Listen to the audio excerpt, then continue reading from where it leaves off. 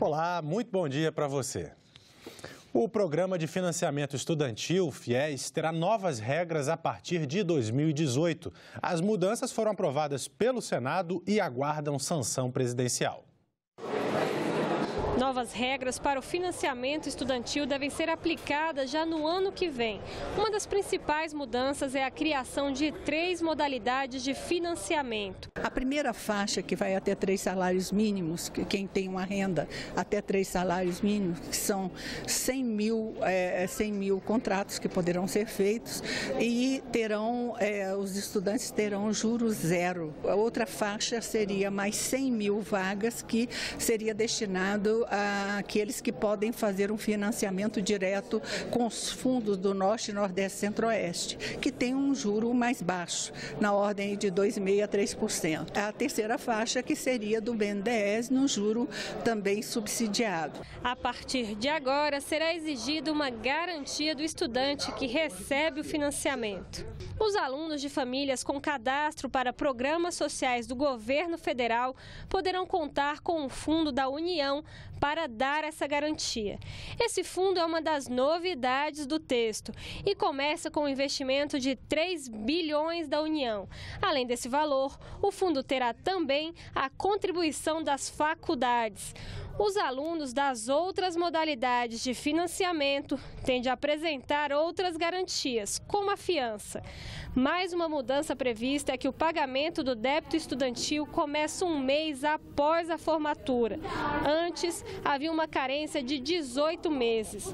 Pela nova regra, o pagamento do FIES pode ser descontado automaticamente do salário de quem já estiver contratado. O limite é de 20% da renda bruta. A economia do Brasil anda muito complicada, então 18 meses seria um prazo acessível para se estabilizar, um emprego para você conseguir o prazo para você pagar. Diminuir esse período é muito complicado, porque muitas vezes a pessoa ela não consegue entrar e aí sim entra a carência de pagamento. Ordem do dia. Os alunos não foram os únicos a reclamar do pagamento imediato do financiamento. No dia da votação, alguns senadores questionaram o prazo para pagar os débitos. É simplesmente tornar cada vez mais distante a possibilidade dos estudantes pobres desse país, que não têm condições de pagar uma universidade privada, realizar o seu sonho. Os senadores também questionaram o uso de fundos constitucionais para financiar o programa. Os fundos normalmente servem para financiar o desenvolvimento econômico de determinadas regiões do país. Os fundos constitucionais, que são fundos destinados, subsidiados com juros baixos, para que o pequeno comerciante empresário e o produtor rural possa produzir a sua safra, terá o seu recurso diminuído. O dinheiro para o financiamento, de onde deve vir? Não precisa nem vir do BNDES, vem do orçamento. Quem está em dívida com o FIES também tem de prestar atenção às novas regras que o texto cria para quitar os débitos. Os estudantes com parcelas vencidas até o dia 30 de abril deste ano podem negociar a dívida e dividi-la em até 175 parcelas. O primeiro item da pauta da sessão plenária desta terça-feira é o projeto que institui o voto distrital misto nas eleições para deputados federais, deputados estaduais, deputados distritais e vereadores. Pela proposta, metade dos parlamentares continuaria sendo eleita de forma proporcional e a outra metade chegaria pelo voto majoritário em distritos eleitorais. Outro item na pauta é o projeto que destina o dinheiro arrecadado com impostos sobre medicamentos e derivados de tabaco ao Fundo Nacional de Saúde. Os senadores podem votar ainda a proposta que unifica o ICMS cobrado no combustível usado nos aviões. A sessão plenária de hoje começa às 14h. E outras atividades também ocorrem nesta terça-feira aqui no Senado. Vamos conhecer agora o que está programado para as comissões. Às 9h, na Comissão de Direitos Humanos, haverá audiência pública para debater as circunstâncias que levaram ao suicídio de Luiz Carlos Cancelier de Olivo, ex-reitor da Universidade Federal de Santa Catarina. Às 9h30, na Comissão de Infraestrutura, a audiência pública será sobre o risco hidrológico para os próximos anos e o impacto disso no setor elétrico. Às 10 horas, na CPI mista da JBS, audiência pública com professores de Direito e com Eugênio de Aragão, subprocurador-geral da República aposentado. Na Comissão de Constituição e Justiça, às 10 horas, o debate será sobre os resultados alcançados pela Política Nacional de Segurança Pública. Senadores da Comissão de Assuntos Econômicos podem votar projeto que cria a tarifa social de água e esgoto. Às 11 horas, está prevista na Comissão de Agricultura e Reforma Agrária. Na pauta está projeto, então, para autorizar a inscrição de forma individualizada dos lotes de assentamentos da Reforma Agrária no Cadastro Ambiental Rural. Às 11h30, na Comissão de Meio Ambiente, pode ser votado o projeto que estabelece diretrizes nacionais para o saneamento básico, especialmente para incentivar a dessalinização da água do mar e das águas salobras subterrâneas. Na Comissão de Educação, também às 11h30, será apresentado o relatório de avaliação do Programa Nacional de Acesso ao Ensino Técnico e Emprego, o Pronatec. E à 13h, a Comissão de Direitos Humanos volta a se reunir e vai realizar audiência pública sobre a Polícia Penal. Vai para a Câmara dos Deputados a proposta que facilita a iniciativa popular de projeto de lei. O texto, aprovado pela Comissão de Constituição e Justiça, permite a assinatura eletrônica dos eleitores.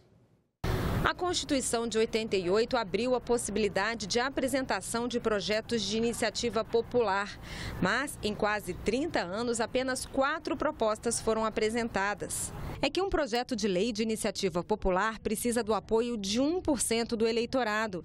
E essas assinaturas precisam ser coletadas em pelo menos 5 estados, com a participação de 30% dos eleitores de cada um. O eleitor precisa escrever o nome completo, endereço, número do título e a assinatura precisa ser de próprio punho. Mas quando essas assinaturas chegam ao Congresso, o processo para a conferência é tão longo que geralmente a proposta é adotada por algum parlamentar e passa a tramitar como um projeto de lei normal. Foi assim com o projeto de lei da ficha limpa, o que torna hediondo o crime de homicídio qualificado e o que criou o Fundo Nacional de Habitação de Interesse Social. O último projeto apresentado foi o pacote de medidas de combate à corrupção, mas a tramitação foi suspensa por uma liminar do ministro do Supremo, Luiz Fux. O projeto do senador Regufe permite que essas assinaturas sejam eletrônicas, feitas pela internet. Ainda é necessária a mesma quantidade de assinaturas prevista na Constituição, mas o senador diminuiu algumas exigências. Para apoiar um projeto de iniciativa popular, o eleitor precisa fornecer apenas o nome e o número do título eleitoral ou o CPF. A proposta de iniciativa popular seria um anteprojeto de lei que ficaria disponível pela Justiça Eleitoral para receber as assinaturas eletrônicas. Caberá ao TSE verificar a quantidade e a validade dessas assinaturas. Atingido o número mínimo, o anteprojeto é encaminhado à Câmara dos Deputados. Isso vai facilitar os projetos de iniciativa popular, vai desburocratizar, simplificar e agilizar esse importante mecanismo de democracia direta. Milhares de pessoas desaparecem todos os anos no Brasil, uma realidade que pode mudar com os projetos de lei que o Senado analisa. Esse é o tema do especial Cidadania, publicado hoje no Jornal do Senado. O irmão de 13 anos de uma moradora de Brasília desapareceu e, quando ela foi buscar ajuda numa delegacia, ouviu do policial de plantão que nada podia ser feito, só esperar. Isso aconteceu há apenas 4 meses e, felizmente, o menino foi encontrado em um shopping da cidade após 3 semanas de buscas por conta própria. Essa moradora é uma das entrevistadas pela repórter Débora Brito no especial Cidadania, que o Jornal do Senado publica nesta terça-feira. A reportagem mostra que o Cadastro Nacional de Crianças e Adolescentes Desaparecidos, criado em 2009, está desatualizado e não funciona bem nem depois de uma reformulação feita em 2013. Mas o problema pode ser reduzido com projetos de lei que o Senado analisa, como o que propõe divulgação obrigatória de desaparecidos na TV e outro que amplia o número de delegacias especializadas com policiais preparados e compartilhamento de informações entre os órgãos estaduais e federais. O especial Cidadania é publicado toda terça-feira no Jornal do Senado, que pode ser baixado ou lido online em senado.leg.br/jornal. Essa foi a nossa edição. Na internet você pode rever as reportagens que mostramos aqui.